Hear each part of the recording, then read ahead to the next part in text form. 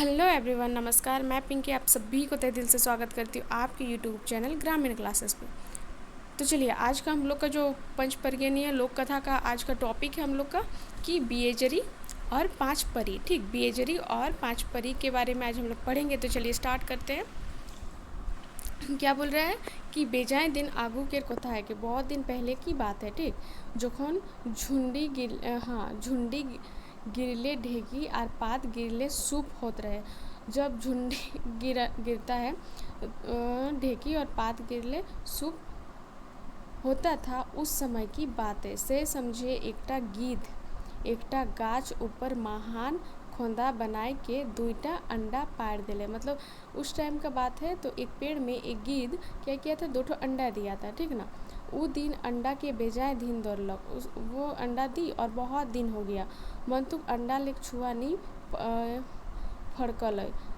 फिर भी अंडा से बच्चा नहीं निकला है ना। तो बेजाय दिन तो आसरा देखल बात गिद्ध अंडा के छोड़ देलक और आपन खोंदा छोड़ कहन उड़ गेलक। फिर बहुत दिन हो गया, अभी तक अंडा फूटा नहीं। तो फिर गिद्ध क्या किया, बहुत देर रुका, देखा नहीं निकला। तो फिर वो अंडा और वो घोंसला छोड़ के फिर वो दूसरा कहीं चली गई। एक दिन एकटा धुंध बरसात आलक। फिर एक दिन बहुत आंधी तूफान आया। तो धुंध बरसात गाछ पात के झिकझोरे लागलक। फिर ये आंधी तूफान आया तो क्या हुआ कि वो पूरा ये क्या बोलते हैं, पेड़ उड़ सब पूरा इधर उधर गिर गया है ना, डाली उली टूट गया। तो गिद्ध का 2 अंडा गाछ ले भूई गिर कहन फूट गया। फिर क्या किया, दोनों नीचे गिर गया, दोनों अंडा और फूट गया। तो 2 अंडा ले 2टा जीव कर जन्म होलक। फिर दोनों अंडा से 2 जीव का जन्म होलक। एकटा आड़ा लेक एकटा काड़ा है ना, एकटा अंडा लेक एकटा काड़ा और दोसर अंडा लेक एकटा लौक छुआ। मतलब एक तो लौक छुआ जन्म लिया है ना बच्चा, मतलब आदमी।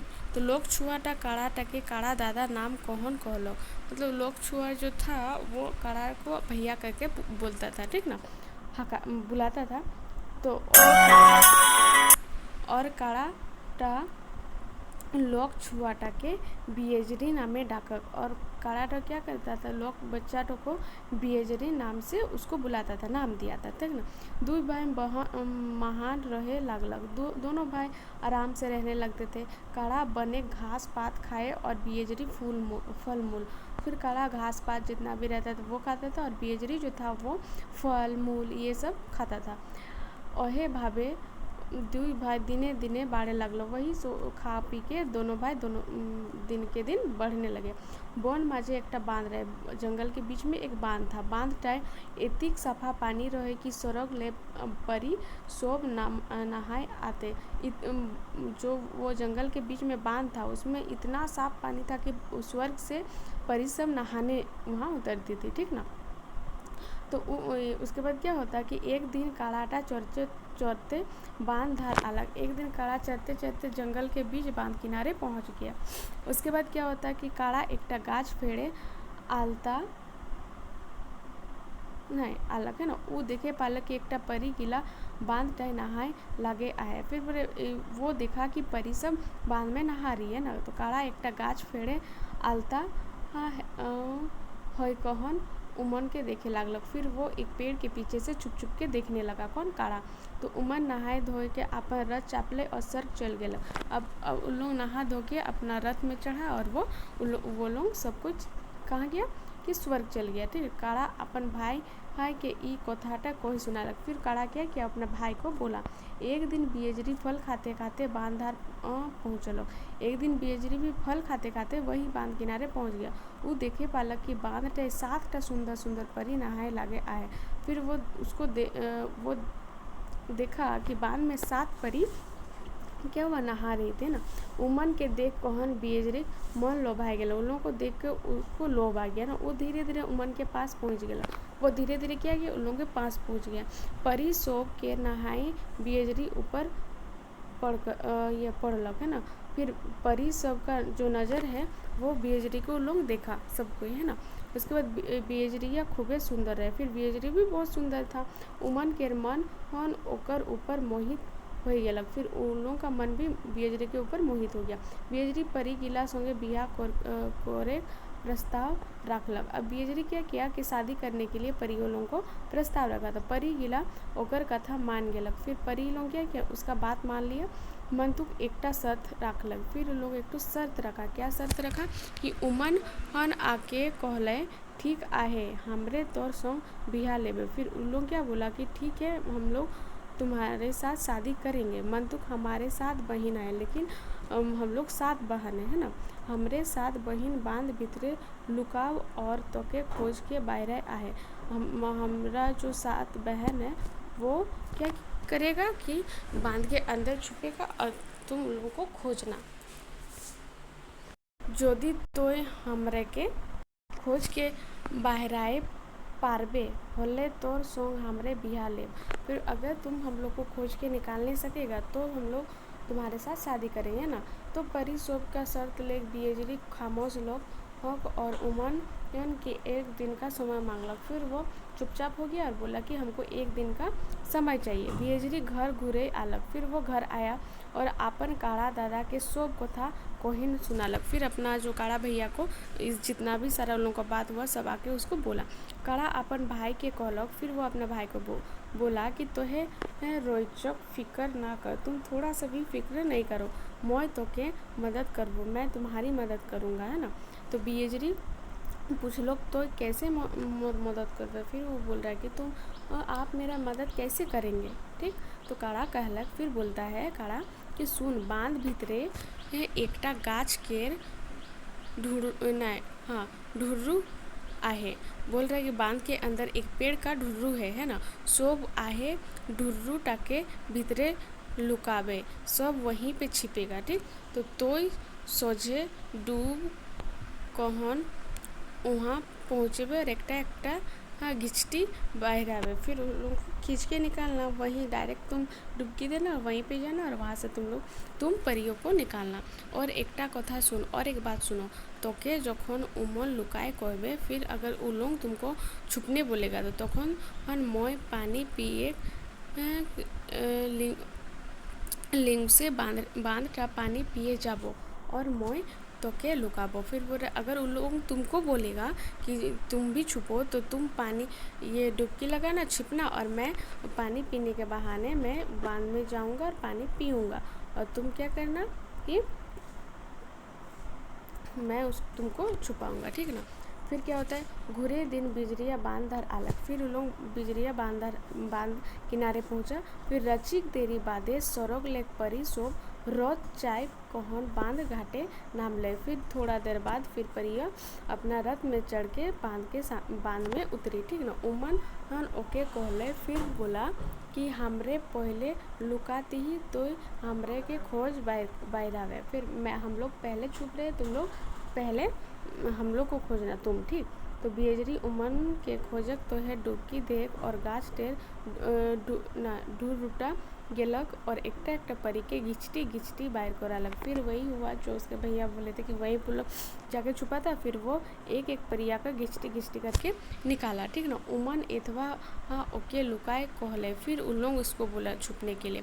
तखन ओकर काड़ा दादा बांध धारे चरत रहे। फिर उसके काड़ा भैया बांध के किनारे चल रहा था तो पानी पिए लागले, बांध नामलक। फिर पानी पीने के बहाने बांध में आया तो बियजरी पानी महान डुबकी लगालक और सोझे ओकर काड़ा दादा के मुंह के भीतर ढुक गेलक। फिर वो डुबकी लगाए छिपने के लिए और सीधा अपने काड़ा जो दादा था उसके मुंह में घुस गया, ठीक है ना। काड़ा पानी पी कहन बांध आड़े चोरे लगलक। फिर वो चरने लगा तो 7 परी बांध महान डुबकी लगाए ओके खोजे लागलक। फिर 7 परी क्या किया, डुबकी लगा के उसको खोजने लगा। मंतुक बियजरी कोर काहो पता ना पाले, फिर भी उसको कहीं लोग खोज नहीं पाया।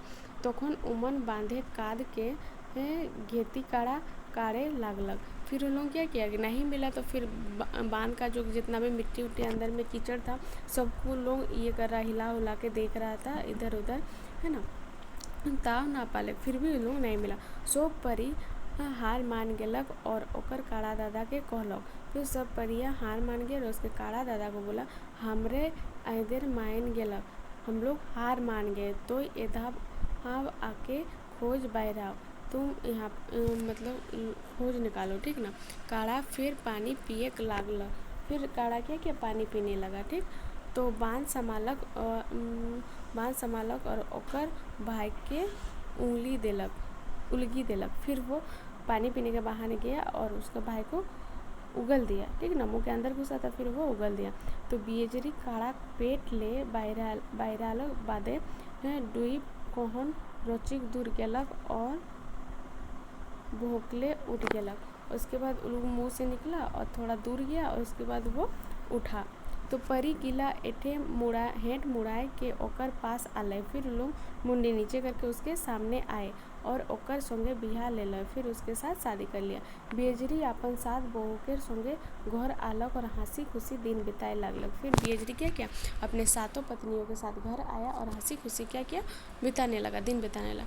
एक राजा के राज महान एकटा नौवा रहत रहे। एक राजा के महान एकटा नौवा रहता था, ठीक ना। एक दिन वो घूरते घूरते आए बन महान आलक जहाँ बियजरी अपने 7 रानी बहू संगे रहत रहे। एक दिन वो घूमते घूमते जंगल में आया और देखा कि बियजरी अपने 7 रानियों के साथ रहता है, ठीक ना। उसके बाद क्या होता है कि नौवा के नज़र 7 परी ऊपर पड़लक।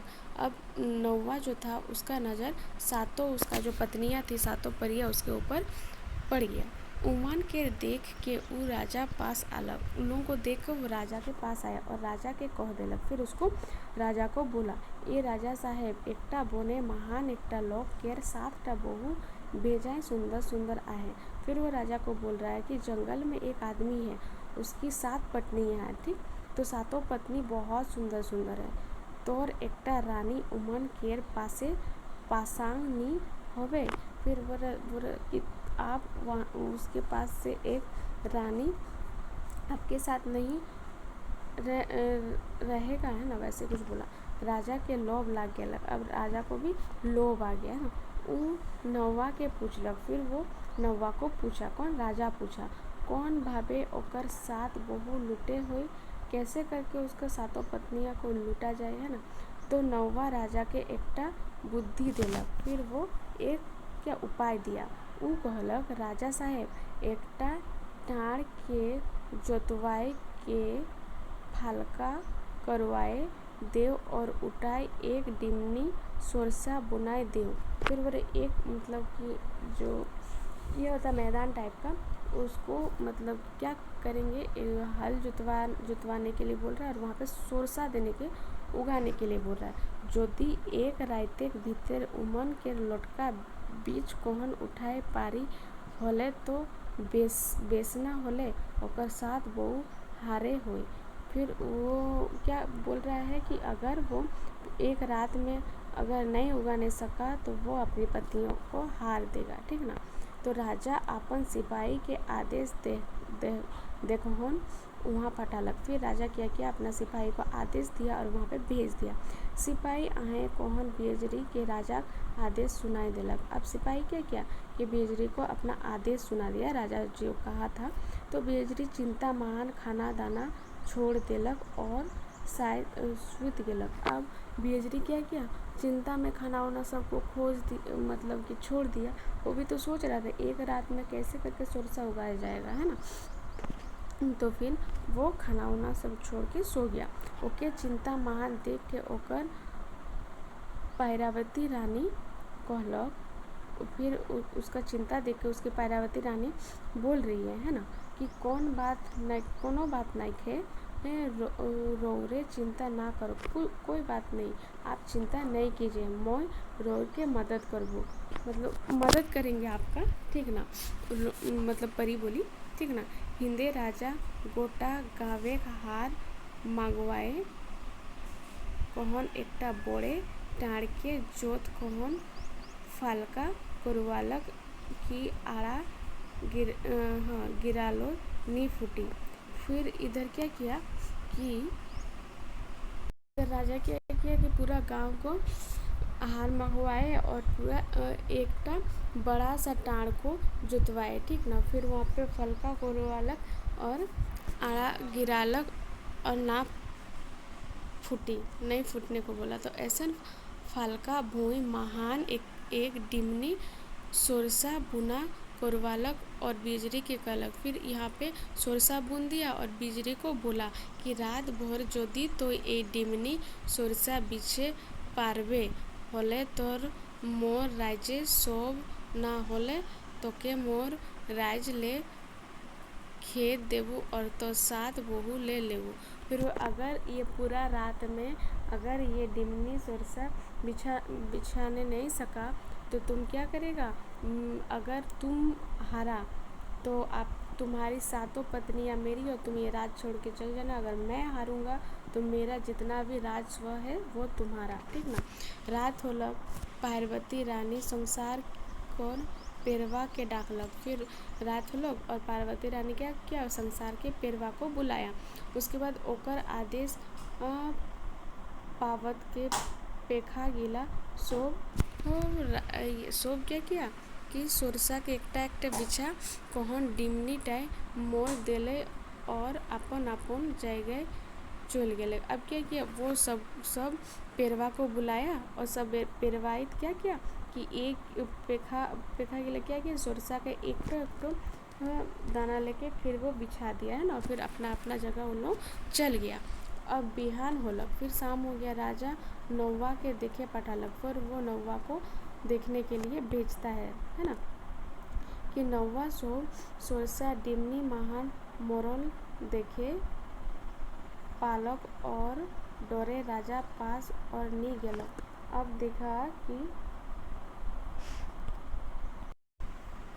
हेलो, हम वापस ऊपर से बता रहे हैं, ठीक ना, कि हिंदे राजा गोटा गावे। फिर उधर क्या किया था, वो पूरा गांव को क्या बोला कि मगवाए कहन एकटा बोड़े टाड़ के जोत कहन फलका करवालक की अंडा गिरलोक ना फूटी। मतलब वो क्या बोला यहाँ पे, देखिए समझिए। यहाँ पे वो बोल रहा है कि इधर क्या किया कि पूरा गांव में वो क्या मंगवाया, हल मंगवाया है ना, एक बड़ा हल। उसके बाद उसको इतना मतलब कि वो टाड़ को जिसमें खाली जगह था जहाँ पे वो हल जोतने बोला था, वहाँ पे इतना मतलब कि फलवा करवा लो कि एक तो अंडा भी अगर गिर जाएगा ना फिर भी वो नहीं फूटेगा, है ना। तो ऐसन फलका भूई महान एक डिमनी सोरसा बुन कुरवालक और बिजली के कहलक। मतलब क्या बोल रहा है कि क्या बोल रहा है, वहाँ पे वो लोग पहले हल जोता, उसके बाद एक डिमनी में क्या किया, डिमनी मतलब होता है कि जिसमें धान उन रखते हैं उसी को बोला जाता है। तो डिमनी में पूरा सोरसा था, वो पूरा मतलब पूरा ये में जहाँ पे लोग हल जोता था चारों ओर फेंक दिया था। और फिर उसको बोला कि अगर एक रात में अगर तुम ये सब नहीं उठाने सकेगा तो वही बोला कि ये तुम हार जाना, फिर तुम्हारी पत्नियाँ मेरी हो जाएगी, और अगर तुम हारेगा तो तुम्हारी पत्नियाँ मेरी हो जाएगी और तुम ये राज्य छोड़ के चले जाना। अगर मैं हारूंगा तो ये जितना भी राज्य जो है ये तुम्हारा हो जाएगा ना। उसके बाद खुद फिर क्या होता है, उसके बाद दिन पूरा रात होलक। उसके बाद क्या होता है कि पैरावती रानी संसार के पेरवा को डागलो, जितना भी पंछी आते सबको बुलाई रानी, ठीक ना। उसके बाद सबको उन्होंने क्या किया कि पैरावती पेखा गिला सोरसा के एकटा बीच कौन डिमनी टाइम भोर दिलक। यहाँ पे मोर हो गया है ना, मोर दिलक और अपन जगह चल गलक। अब क्या किया कि जितना भी ये था पूरा ज़मीन में बिखरा हुआ सबको उन लोग सबको मदद किया उठाने में, और उसके बाद उन लोग अपना अपना जगह चला गया। इधर क्या होता है, बिहान होलक तो राजा नौवा के देखे पठालक। फिर बिहान हुआ तो वो देखने के लिए भेजा कि नौवा सोब सोरसा डिमनी महान भोरल देखे पालक और डोरे राजा पास और नी गेलक। अब क्या किया कि पूरा रात में तो वो मदद किया ये सब, है ना। उसके बाद नौवा को देखने के लिए भेजा था, तो वो देखा कि पूरा डिमनी भरा हुआ है, तो वो राजा के पास वापस नहीं गया, ओहे ठीन ले पलालक। फिर वहाँ से वो भाग गया। नौवा के देरी देख के राजा सिपाही लेके टाड़ पहुँचलक। फिर नौवा अभी तक नहीं जा रहा, देख रहा है कि अभी तक नहीं पहुँचा, बहुत लेट हो गया। तो फिर राजा किया कि अपना सिपाही के साथ वहाँ पे पहुँचा। वो देखे पालक की बेजरी अपन काम पूरा कर दिया है। फिर वो देख क्या बोला वो देखा कि बेजरी क्या किया, अपना काम को पूरा कर दिया है। ऐसन अजूबा काम देखे राजा हाय टटका हो गया। इतना अजूबा काम को देख के राजा हाई टटका हो गया है ना। वो नौवा के घर डाके पठाला। फिर वो उसको घर क्या बुलावा, मतलब घर आने के लिए बुलावा भेजा उसको, उसके पास, किसके पास, कि बियजरी के पास। मंतु नौवा तो आगे पराए रहे। फिर मंतु नौवा जो था वो पहले ही भाग गया था, बियजरी को नहीं बुलाने गया था, सॉरी, नौवा को घर डाके पठाल, नौवा को, है ना। तो 1-1.5 महीना के बाद नौवा एकटा दूसरा बुद्धि रुचि कहन फिर राजा पास अलग। 1-1.5 महीना के बाद फिर उसका माइंड में दूसरा बुद्धि आया और वो फिर राजा के पास आया और राजा के कहलक। फिर राजा को बोलता है, राजा साहेब मोई एकटा दोसर बुद्धि सोच के आए यहाँ। फिर बोला, राजा साहब मैं एक दूसरा बुद्धि सोच के आया हूँ यहाँ, है ना। आज जेटा वो पारवे नहीं करी, वो नहीं करने सकेगा, होले ओकर सबे बहु लूटे पारवे होने से अब उसकी जो जितनी पत्नियाँ थी है वो लेने सकेंगे। तवे राजा साहेब मोके छटकीला हुई। तब क्या किया राजा साहब उसको ये छटकीला हुई, है ना। राजा नौवा के पूछलक। फिर वो नौवा को पूछा, का बुद्धि सोची आई, क्या बुद्धि सोच के आया है ना। कहबे तो तबे न, फिर बोलेगा तब तो।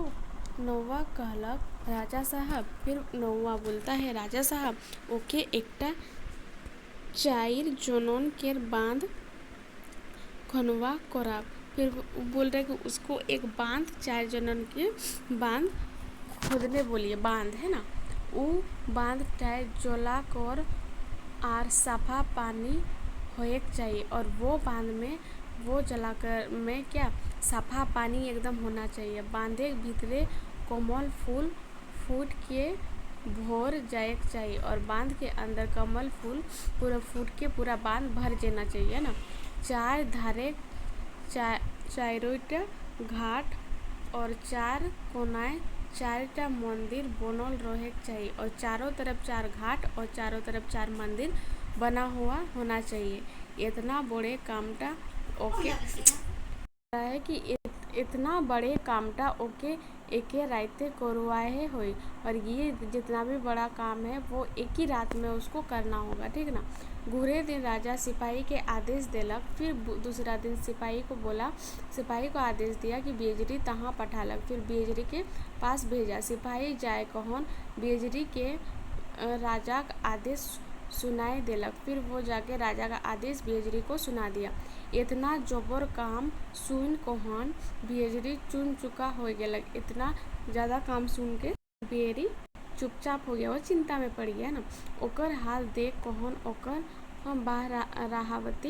बारावती पद्मावती और गंगावती रानी ओके कहलक। फिर उनका हाल सुन के बारावती, पद्मावती और गंगावती जो रानी थी वो बोले कि यह कामटा तोहे रौरे एतिक चिंता के लागे आहे, इस काम के लिए आप इतना चिंता में है, ये कामटा तो हमरे तोहे कौन ना लगे, ये कामटा तो हम लोग तुरंत कर देंगे, टाइम नहीं लगेगा।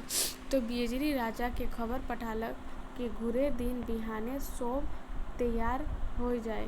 फिर बेजरी राजा को क्या बोला, खबर भेज दिया कि दूसरा दिन नहीं, मतलब हाँ शाम को ये काम हो जाएगा ना। रात संसारे बहरावती संसार के बहरा के डाकलक बरहा के, है ना, और क्या संसार हार कर बरहा आए गेलक। रात हो गया और बहरावती क्या कि संसार के बरहा को बुलाई और बरहा आई गेलक, है ना। और बांध के चारों जनन कोड़ दिलक, और बांध को क्या किया, चारों तरफ कोड़ दिया। गंगावती रानी गंगा के डाकलक। फिर गंगावती रानी क्या किया, गंगा को बुलाई। बांध महान जलाकर हर कर साफा पानी भर दिलक, और बांध में क्या किया, पूरा साफ पानी भर दिया। पद्मावती रानी कमल फूल के डाक लगा। पद्मावती क्या की, कमल फूल को बुलाई। बांध महान कमल फूल भर गेलक। अब बांध में कमल फूल पूरा भर गया। घुरे दिन बिहाने राजा साहेब नौवा के बांध देखे पठालक। फिर दूसरा दिन राजा साहब क्या किया, नौवा को बांध को देखने के लिए भेजा। नौवा देख कोहन भकुआई गेलक और ओहे ठीनले पढ़ालक। फिर नौवा क्या किया, वही किया, वापस वहीं से भेज दिया और वहीं से क्या किया, भाग गया, है ना। सिपाही घूर आए हैं, कोहन राजा के सुना लोए और 4 जनों महान बांध तैयार आए। फिर सिपाही क्या किया, वहाँ से भाग गया, है ना नौवा। उसके बाद ओकर देरी देख के राजा सिपाही के पठालो, फिर उसको भेजा। तो सिपाही घूर आए, वहाँ राजा के सुनाले कि 4 जनों महान बांध तैयार हो गया। चारों तरफ महान बांध आपका तैयार हो गया, जलाधर साफ है और कमल फूल भी आपका वही फूटल आहे और चारों कोनाए 4टा मंदिर बनल आहे, है ना। चारों कोना में 4 मंदिर बना हुआ है। किछु दिन पोरे नौवा फिर राजा पास आई के ओकर गेड़ गिरलोक और कहलोक, राजा साहेब मोई और एकटा बुद्धि फाड़ आहे। फिर वो आया और उसके पैर पड़ा और फिर बोला, मैं और एक बुद्धि लेके आया हूँ। इटाए तो बिजोहरी के हारे के हुई, इसमें तो बिजोहरी को हारना ही पड़ेगा। राजा पूछलो, का बुद्धि? फिर वो बोला, क्या बुद्धि? नौवा कहलोक, ओकर एकटा काड़ा आहे, ओकर काड़ा संगे रोवर काड़ा कर लड़ाई करवात। फिर बोला, ओकर एक तो काड़ा है और उसके काड़ा के साथ आपका काड़ा का लड़वाई करवाइए, ठीक ना। ओकर काड़ा के रोवर और काड़ा पास से टेके ना पारी, ओकर काड़ा आपके काड़ा के सामने टिकने नहीं सकेगा, हारबे करी, हार जाएगा, है ना।